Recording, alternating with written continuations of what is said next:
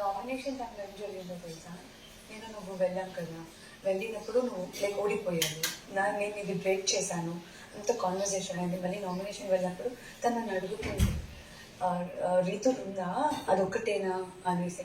అయితే లేదు, మూడు ఏదో 4 ఉన్నట్టున్నాయి అంటే లేదు నేను అడిగాను. She wants to break it. తెలియదు నాకు, అది నన్ను అడిగింది. అంటే రీతులు ఉందా అని నన్ను అడిగింది. అంటే నేను ఉన్నాయి 3 4 5 పెట్టారు, 5 plates మేబీ ఎంతమంది ఉన్నందుకు ఉన్నాయి అంటే అవునా ఓకే ఏ అన్నా. లేదు జస్ట్ సరే okay.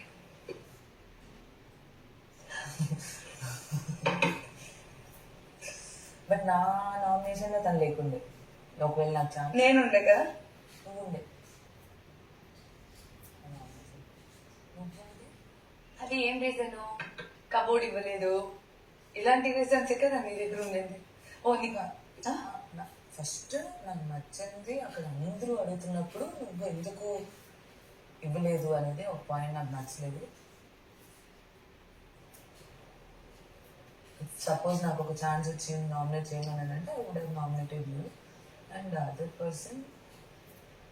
No one is there in my head, but చేయమంటే ఇంకా నేను పాయింట్స్ క్లియర్గా చూసి చేసుకునేదాన్ని.